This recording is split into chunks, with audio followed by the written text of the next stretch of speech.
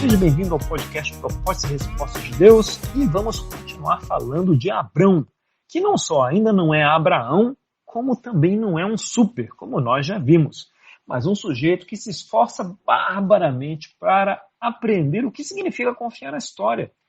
Vimos que ele persevera, mas esse tal de herdeiro está demorando e ele está ficando um pouquinho desanimado, um tanto borocochô. Vamos aqui, aproveitando uma aula que eu dei numa escola bíblica, falar do que acontece de agora em diante. Vamos olhar o capítulo 15. Então, capítulo 15, 1, diz assim: Depois dessas coisas, o Senhor falou a Abrão numa visão: Não tenha medo, eu sou o seu escudo, grande será a sua recompensa. Boas palavras para você ouvir, né? Quer dizer, Deus está encorajando Abrão. Deve ter percebido que ele estava meio cabisbaixo, aqui e ali, e vai lá e imagina ouvir essas palavras de Deus. E aí, como é que Abrão responde? O verso 2 começa, mas... Quer dizer que Abrão não está na mesma vibe, né? Começa com mas Abrão perguntou: Ó soberano Senhor, que me darás se continuo sem filhos? E o herdeiro que possuo é Eliezer de Damasco. Quer dizer, Abrão está de mau humor, né? Como é mesmo que essa tal recompensa vai chegar? Tipo, eu estou confiando aqui, mas está passando tempo, né? Como é que vai chegar isso?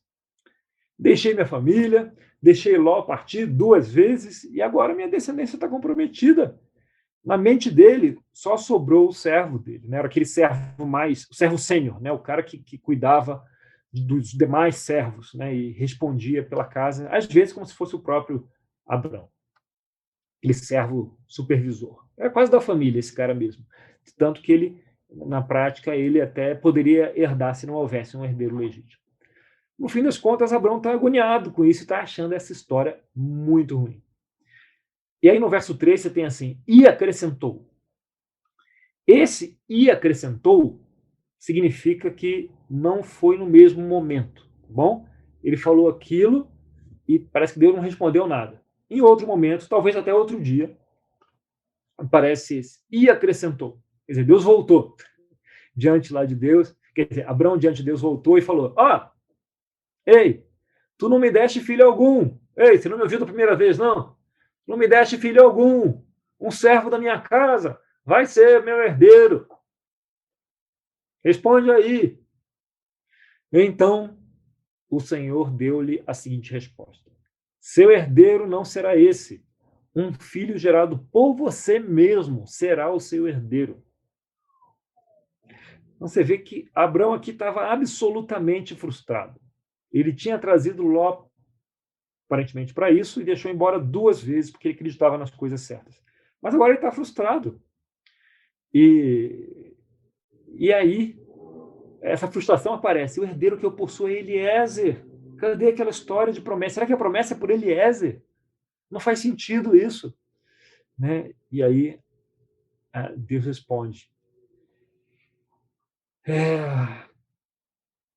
Quando ele fala a primeira reclamação, Deus fica calado. Não responde nada. E Abrão volta e faz a segunda reclamação. Não é? Tu não me deste filho algum. E está vendo a ponto de exclamação aí? Um servo será meu herdeiro.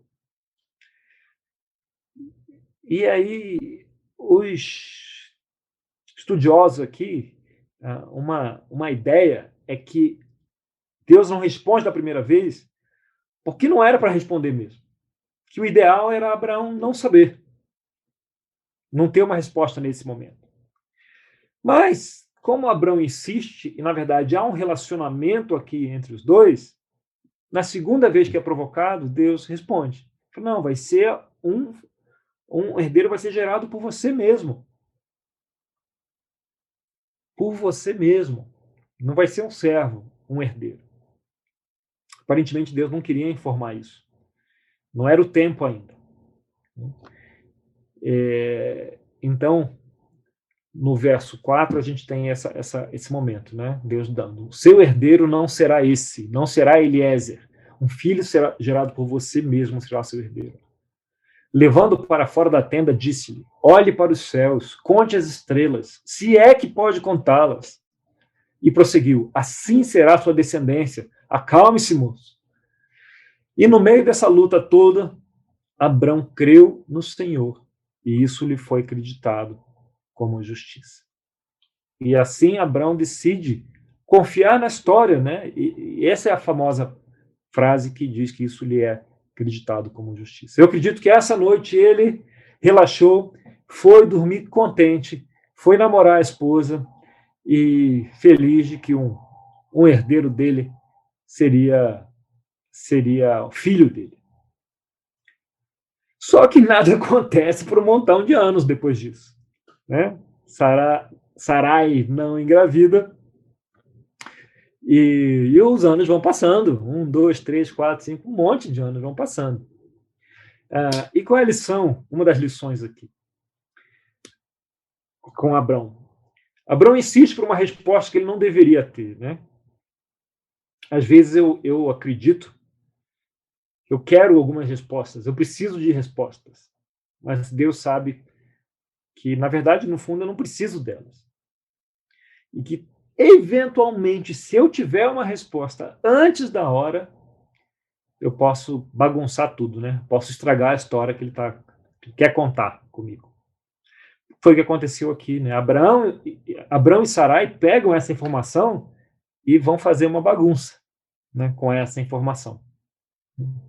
Porque ele fala, um filho gerado por você. Imagina Abrão e Sarai conversando. Não, Deus falou, né? Yahvé falou que é um filho gerado por você. Sarai falando, não falou que é gerado por mim, falou que é gerado por você. Então é a sua semente. Não é necessariamente a minha, não é necessariamente a semente de Sarai. E assim, Agar acaba entrando na história, né? Eles não têm a perspectiva de Deus, do alto. Então eles acabam tomando decisões com essa informação truncada, mas sem a mesma sabedoria de Deus. A gente pode até perguntar, poxa, mas por que Deus não deu toda a informação, então, logo, para ele? Senhora, a resposta é que a vida não é assim, né? A gente não tem toda a informação. A jornada não funciona assim. A gente nunca trabalha com informação completa. A gente sempre trabalha com informação limitada, né? E era o caso aqui. Lembra que as pessoas têm o livre-arbítrio para decidir o que elas querem. E isso tem uma questão filosófica ou teológica aí por trás, né? Não, mas Deus já não sabia o que ia acontecer por trás, para frente. Assim, Deus trabalha por meio das pessoas. E as pessoas reagem como elas querem. Então, Deus dá a informação que as pessoas vão fazer o que Abraão fez. Não era a história que Deus queria contar com aquilo. Obviamente, né, tudo coopera para o bem daqueles que o amam, e Deus vai acabar usando essas coisas. Mas a história para ser contada, inicialmente, não era essa. Então, verso 7, vamos lá. Disse-lhe ainda, eu sou o Senhor que o tirei de Ur dos Caldeus, para dar-lhe esta terra como herança. Perguntou-lhe Abrão, ó soberano Senhor, como posso saber que tomarei posse dela? De novo, Abrão pedindo garantia, né? Como um bem humano, né? O pai da fé não é super-homem, ele era humano como eu e como você. Respondeu-lhe o Senhor, traga-me uma novilha, uma cabra e um carneiro, todos com 3 anos de vida. E também uma rolinha e um pombinho. Abrão trouxe esses animais, cortou-os no meio e colocou cada metade em frente à outra. As aves, porém, ele não cortou. E quando você lê essa mensagem, você sempre sabe exatamente o que ela quer dizer, né? Você lê isso aí e fala, beleza, esse negócio de cortar pela metade, botar um de cada lado, pô, beleza, isso aqui já vi muito, conheço muito. Lá onde eu nasci era bem assim que as alianças eram celebradas, né? Então, deixa eu mostrar aqui os animais cortados, um de cada lado, e no final os passarinhos, né, que se cortasse não ia sobrar nada, né? Então era um passarinho de cada lado, sem cabeça, e aí tinha um vale no meio, não é? E o sangue dos animais escorria aqui pelo meio. Bom, então essa é a imagem, era uma forma que eles tinham de celebrar uma aliança. Então Abrão pede para Deus, como saberei? Aí Deus fala, tá bom, olha como é que você sabe. Vai lá, pega uma novilha, uma cabra, um carneiro, todos de 3, tal, uma rolinha, um pombinho. Então, Abraão, o que ele fez? Ele trouxe esses animais. Abraão já sabia o que fazer. Quando Deus falou esses animais, esse era um costume lá da época. Abraão não precisou pedir detalhes. Ele já sabia que tinha que cortar desse jeito, colocar uma de frente para a outra, não cortar as aves. Ele já sabia o que estava se passando aqui. Então, isso aqui são as pistas, né, naquele mundo antigo, para uma aliança. Era como um noivado. Era muito usado para simbolizar um noivado. Então, esse acordo entre ele e Deus seria celebrado, e era chamado caminho de sangue. Era algo que Abrão conhecia, né, porque ele fazia parte daquela cultura, e que ele havia. Como eu posso saber? Que é uma garantia? Então Deus fala, vamos fazer um caminho de sangue aqui. E nesse caminho há esse dique no meio por onde o sangue escorre. Então, nesse caminho, você tem duas partes. E essas duas partes, normalmente, são duas partes que celebram o noivado, evidentemente, né? Então, você tem alguém mais forte e alguém que está lá pleiteando. Quem é mais forte? É o noivo ou é o sogro? Pois é. Então, você tem alguém mais forte e tem lá o pretendente. Normalmente, o cara é mais novo, durão, né? Quando tem um carro velho, aquele negócio todo. E tem o sogrão lá, né? A superioridade aqui é do sogrão. O sogrão tem a noiva, né? E ele tem autoridade sobre a noiva. Então, o pretendente, a parte mais fraca, precisa caminhar pelo caminho de sangue, com um manto branco. E adivinha só, o cara caminhando com um manto branco, que vai até o tornozelo, né? E como é que fica esse manto branco? Vai empoçando, vai respingando, né?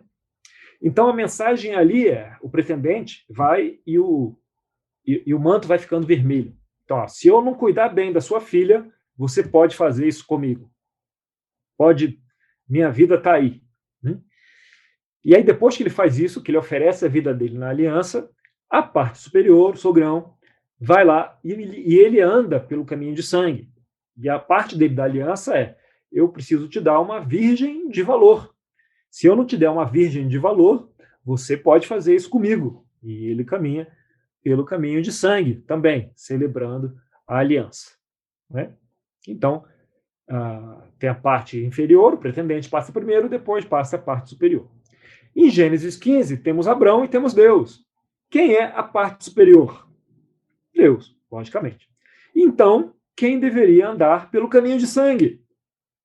Abrão, né? E ele sabe muito bem o que está acontecendo ali. Então vamos para o verso 11. Nisso, as aves de rapina começaram a descer sobre os cadáveres, mas Abrão as enxotava.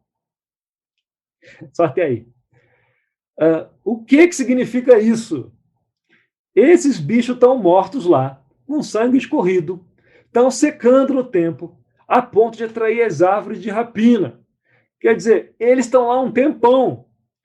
Abrão prepara o caminho de sangue e ele não passa, ele fica lá. Né? Ele não atravessa o caminho. Ele trava, ele não celebra o caminho. Abrão, naquele momento, ele... tá bom, você quer uma garantia? Faz o caminho de sangue aí. Aí Abrão, tá bom, e ele faz. E aí, na hora de passar, parece que ele se toca que ele está ali com o Criador do universo. Fala, caramba, eu não vou ser capaz de manter o meu lado. Na hora que eu pisar nesse caminho, eu tô morto. E ele trava, e ele fica ali, mas ele também não quer ir embora. Chegam as aves e ele vai tentar espantar as árvores. Aí no 12, o que acontece? Ao pôr do sol, olha o tempão que ele está aí, ao pôr do sol, Abrão foi tomado de sono profundo, devia estar exausto, né? De estresse, de ficar lá, trabalho que ele teve. Eis que vieram sobre ele trevas densas e apavorantes. Então o Senhor lhe disse, saiba que os seus descendentes serão estrangeiros numa terra que não lhes pertencerá, onde também serão escravizados e oprimidos por 400 anos.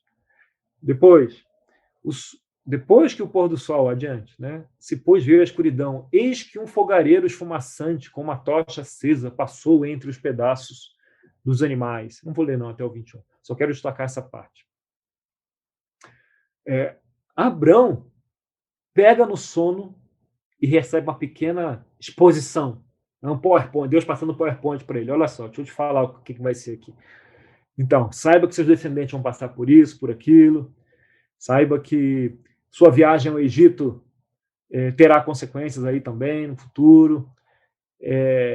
E aí Abrão, quando ele acorda, ele vê uma tocha e fumaça passando entre os pedaços. Fogo e fumaça.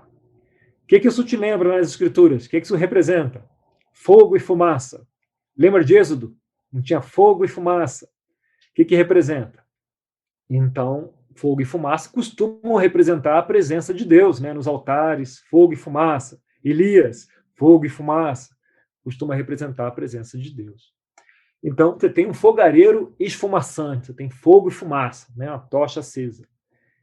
Representa que Deus vê a dificuldade de Abrão.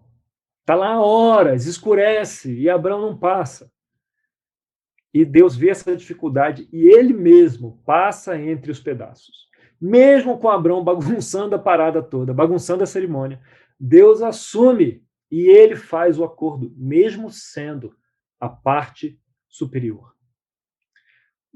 E essa mensagem do acordo, né? Lembra o acordo que fez com Noé? Não, tá bom, eu vou prover o arco. Então aqui ele vê, Abraão está mal-humorado, né, fazendo algumas besteiras, mas ainda assim Deus mostra compaixão e ele celebra a aliança. Ele celebra a aliança com Abraão. E ainda assim essas besteiras que Abraão faz têm consequências, né? O povo dele ia sofrer no futuro, no Egito. Né? Da onde será que veio isso? Né? Que papo estranho, apareceu do nada. Está contando aqui Abraão que os erros, a promessa continua, mas tem consequências. Né? Alguns comentaristas dizem que é uma mensagem de que Abraão saiu do Egito, mas metaforicamente o coração, afinal de contas, o que veio com ele do Egito? Pois animais, servos, homens e servas, né? E uma dessas servas foi Agar. Né? Olha as consequências aí do Egito. Então, e a consequência, com quem que Abraão vai dormir depois de receber aquela informação de que a descendência viria dele? Com Agar, que é a escrava egípcia de Sarai. Então, o Egito volta com eles. Então, no próximo capítulo, né, no capítulo 16, Abrão e Sarai terão a brilhante ideia de ter um filho por meio de Agar e bagunçar a história toda. Então, como se costuma dizer, é fácil tirar-nos do Egito, mas é menos fácil para Deus tirar o Egito de nós, o Egito do povo. Então, algo assim. Como Abraão confiou no Egito no meio daquela fome, agora Deus está lhe dizendo, no meio dessa luta toda, que a sua descendência vai carregar a semente do Egito com eles, né? E vai ser difícil tirar o Egito deles, né? Alguns comentaristas enxergam essa simbologia aí por trás. Então, capítulo 16, a gente não vai aprofundar, né? Trata de Agar, do nascimento de Ismael, né? Então, vamos para o 17. 17:1. Quando Abrão estava com 99 anos de idade, o Senhor lhe apareceu, 13 anos depois de Ismael nascer. Eu sou o Deus Todo-Poderoso, ande segundo a minha vontade, seja íntegro. Estabelecerei minha aliança entre mim e você, e multiplicarei muitíssimo a sua descendência. Abrão prostrou-se, rosto em terra, e Deus lhe disse, da minha parte, esta é minha aliança com você. Você será pai de muitas nações. Quer dizer, você será Abraão, que significa pai de muitas nações. Então ele diz, você não mais será chamado Abrão, seu nome será Abraão, porque eu constituí pai de muitas nações. Momento mágico, podemos parar de chamar Abrão de Abrão, agora vamos chamar Abraão de Abraão. Não é? E ele vai contar como é essa aliança, ali no verso 11, a gente vai ler um maior aqui, até o 22. terão que fazer essa marca, né, a circuncisão, que será o sinal da aliança entre mim e vocês. Da sua geração em diante, todo menino de 8 dias de idade entre vocês terá de ser circuncidado, tanto os nascidos em sua casa, quanto os que forem comprados de estrangeiros e que não forem descendentes de vocês. Sejam nascidos em sua casa, sejam comprados, terão que ser circuncidados. Minha aliança, marcada no corpo de vocês, será uma aliança perpétua. Qualquer do sexo masculino que for incircunciso e não tiver sido circuncidado será eliminado do meio do povo. Quebrou minha aliança. Disse também Deus a Abraão: de agora em diante, sua mulher não se chamará Sarai, minha princesa. Seu nome será Sara, princesa. Eu o abençoarei e também por meio dela lhe darei um filho. A mim. Sim, eu a abençoarei. Sim, eu a abençoarei. E dela procederão nações, reis e povos. Abrão prostou-se em terra e riu-se. E disse a si mesmo: poderá um homem de 100 anos de idade gerar filhos? Poderá Sara dar luz aos 90 anos? E Arão disse a Deus: permite que Ismael seja o meu herdeiro. Então Deus respondeu: na verdade, Sara, sua mulher, lhe dará um filho, e você lhe chamará Isaque. E com ele estabelecerei a minha aliança, que será a aliança eterna para os seus futuros descendentes. No caso de Ismael, levarei em conta seu pedido. Eu abençoarei também, eu farei prolífero, multiplicarei muito sua descendência. Ele terá o Beitov dele, né? E será pai de 12 príncipes, e dele farei um grande povo. Mas a minha aliança eu estabelecerei com Isaque, filho que Sara lhe dará no ano que vem, nesta época. Então, temos aqui de novo termos muito repetitivos, né? Aliança aparece várias vezes, a palavra terra aparece 7 vezes, aliança também 7 vezes, padrões se repetem, né? Eu já vou direto, vocês já sabem, né? Tem um quiasmo aqui, e o centro desse é o verso 10. Todos do sexo masculino entre vocês serão circuncidados na carne. É o centro desse quiasmo. Circuncisão será um ponto muito importante daqui adiante. E, finalmente, Abraão vai completando o quebra-cabeça. Ih, aquele negócio com Agar, então, né? E aí ele percebe que fez bobagem. Fez bobagem aqui. E aqui também tem um espelho lá com a aliança de Noé, né? Já falamos. Ele provê aqui a aliança. Só que agora a aliança evolui. Com Noé, Deus deu a aliança, não é? Deu o arco. Com Abraão, Deus monta a aliança. Só que agora Abraão tem que pagar um precinho pela aliança. Não é? Agora ele espera um ato de obediência de Abraão. E esse ato é a circuncisão. Não é? Então, Abraão e todos aqueles do sexo masculino precisam fazer aquele ato de obediência. Na verdade, os pais, né? Depois da primeira geração, os pais precisavam fazer aquele ato de obediência. Você vê que com Adão, não precisava fazer nada, só não comer da árvore lá do fruto do bem e do mal. Noé, Deus proveu um símbolo, Deus proveu o arco. Com Abrão, Deus provê de novo a aliança, mas Abrão tem que casar ali um ato de obediência. Não tinha muita obediência ao texto, porque não tinha texto ainda. Então, o único mandamento aqui é a circuncisão, nesse momento da história. Mas Abrão já precisa casar. A próxima aliança é feita com Moisés. Não é? Então, o preço do povo já é bem maior. O que a gente vê aqui? Ele esperava mais de Abraão do que de Noé. Está subindo a barra. E ele vai esperar mais do povo, com Moisés, do que de Abraão. E depois, com Davi para os reis, ele vai esperar mais ainda do que para o povo. Quanto mais o povo aprende sobre Deus, maior é a expectativa. Então é bom a gente pensar sobre isso um pouquinho. Afinal, já contamos 4.000 anos dessa historinha aqui. E quanto mais nós sabemos sobre o caráter e sobre a natureza de Deus, mais é esperado de nós. Então você imagina, claro, estamos aqui 2.000 anos depois de Cristo, com o Espírito Santo, com todo o entendimento sobre o perdão, o arrependimento, sobre amar os inimigos, de uma forma que eles não passavam nem perto de entender naquela época o que é esperado, né? Claro que a gente pode ouvir isso e pensar, então eu estou frito, é melhor nem tentar. Mas lembremos que Deus também vai até onde a gente está. Foi o que Deus fez com Adão e Eva ali na queda, né? Foi até onde eles estavam na vergonha e deu roupas para eles. Fez aqui com Abraão, que não conseguiu passar o caminho de sangue, foi até onde ele estava e ele passou. Ele vai até onde estamos, onde quer que seja, e nos chama aí adiante, a continuar andando. Ele quer que a gente se mova, né? Se mova adiante. E sempre quer que a gente dê o próximo passo de fé nessa aliança com ele. Então aqui a gente está vendo a aliança que ele estabeleceu com Abraão. E como essa aliança dá uma cutucada em nós, né? Esse sujeito que nem tinha nada em que se basear. E com isso, eu encerro o nosso quarto papo, falando da terceira aliança, né? Falamos da primeira com Adão, da segunda com Noé, agora a terceira com Abraão.